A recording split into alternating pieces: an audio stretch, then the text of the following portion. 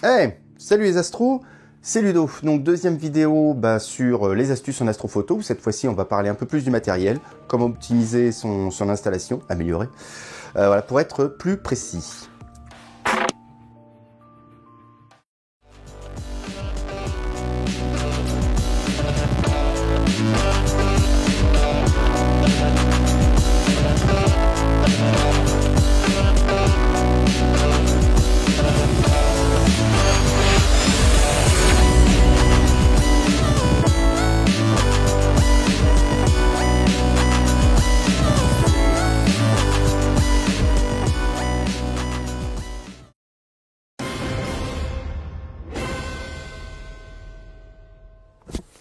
Le réflexe, eh oui.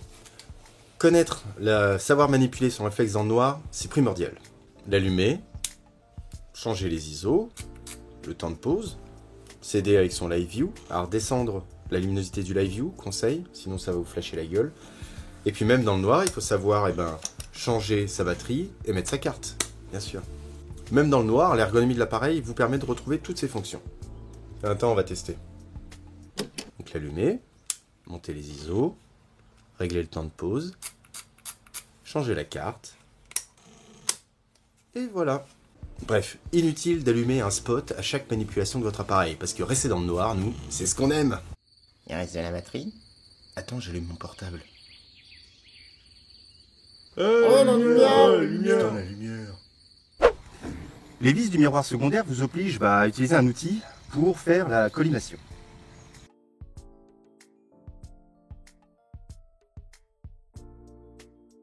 Alors ils auraient dû faire plus petit quand même, parce que même la plus petite clé Allen que j'ai ne rentre pas là-dedans. Ça rentre pas. Donc bon. Voilà. Donc pour pouvoir le régler, j'avais donc voilà, toute petite. Pour faire rentrer quelque chose là-dedans, j'avais trouvé donc un stratagème, c'est une trousse que j'avais pour les jeux vidéo, donc ça m'oblige à mettre ça là-dedans.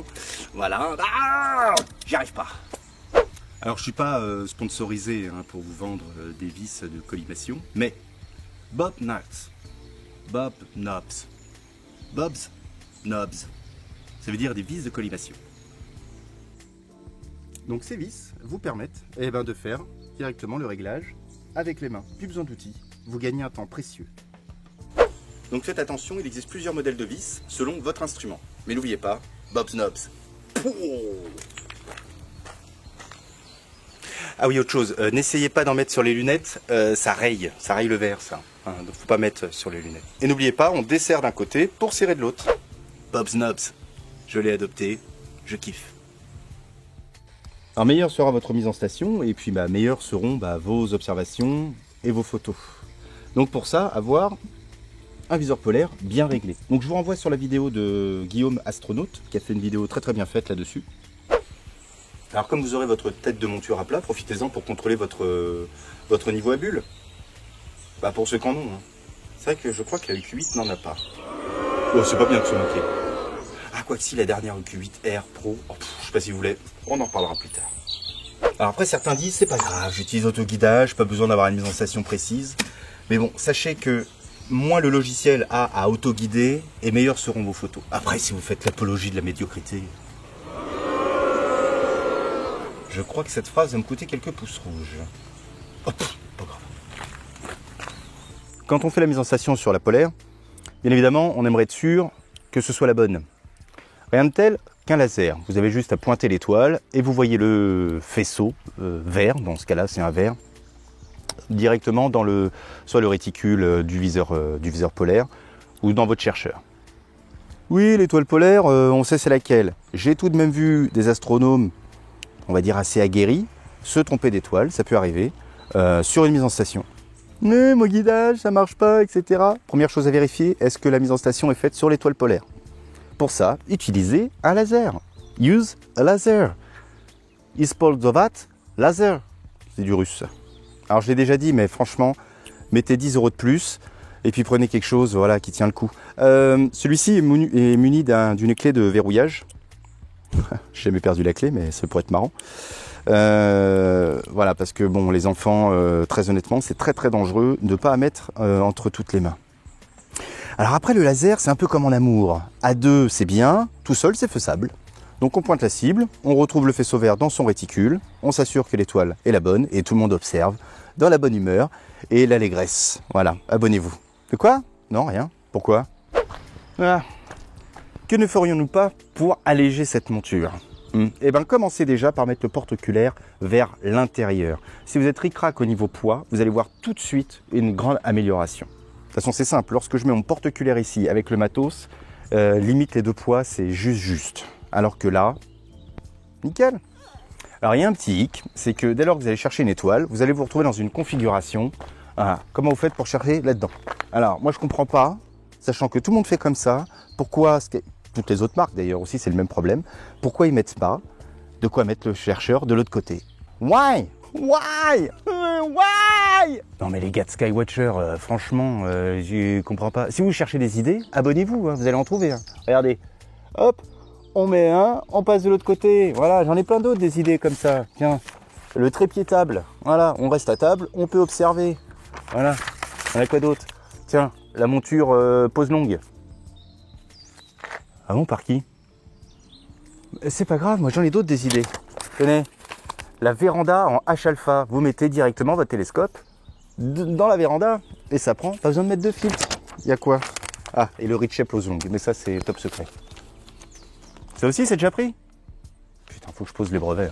Comme on a vu dans une précédente vidéo, si vous ne faites pas le retournement de méridien, dans cette configuration, vous pouvez avoir le tube qui touche le trépied. Moi, ça m'est déjà arrivé de revenir et puis après une session de m'apercevoir que toutes les photos sont niquées et que lui, il est planté comme ça. Alors en exclusivité pour vous, je vais tenter de régler le problème avec une vidéo que j'ai vue, donc une vidéo de la chaîne Astro, qui permet de permuter ce côté-là avec celui-ci, donc en fait d'inverser en modifiant la position du pion qui se trouve dans la monture. On va déjà démonter tout ça.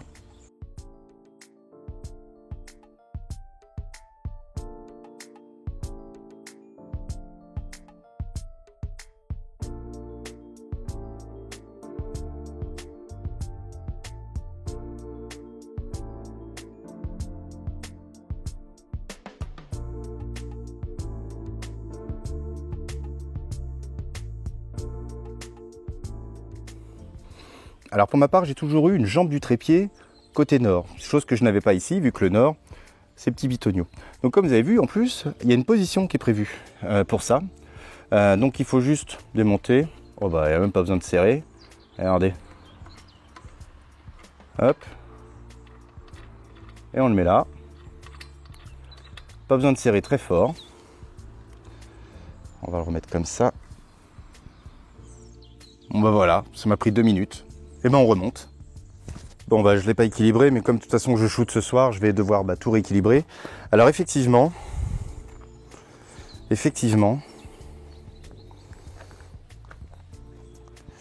avant de se prendre un poteau, voilà, là je touche. Celui-ci je peux pas le toucher. Et ben la chaîne Astro, merci. Voilà, donc j'espère que vous avez appris 2-3 trucs. Toujours est-il que je vous ferai donc une vidéo sur les astuces astrophoto, mais on va dire pour la prise de vue. Donc rien de tel que de se mettre en condition et que vous m'accompagniez sur une soirée et suivre les étapes, donc une à une. Dans une précédente vidéo, j'ai parlé de Nina. C'est un logiciel qui s'appelle Nina. C'est un logiciel de prise de vue, enfin de gestion de prise de vue, on va dire, qui s'apparente un petit peu à Séquence Générateur Pro. Séquence Générateur Pro est payant. Je crois que c'est 40 €. Et Nina est gratuit. Bon, tout le monde m'a sauté dessus et tout le monde veut que je fasse une vidéo là-dessus. Donc bien évidemment, j'en ferai une. Et je vais même essayer d'accélérer la chose parce qu'apparemment, beaucoup de gens attendent cette vidéo. Ce soir, ils ont annoncé un ciel clair. Donc on va shooter le triangle. Donc je vous invite ce soir, hein, si vous n'avez rien à faire, shooter le triangle avec moi. Quoi qu'il en soit, merci d'avoir regardé cette vidéo. Abonnez-vous si ce n'est pas déjà fait, parce que sinon moi derrière je vais avoir des problèmes. Donc s'il vous plaît, abonnez-vous. Oh l'autre, t'as n'importe quoi. Oui, on fait comme on peut. Hein.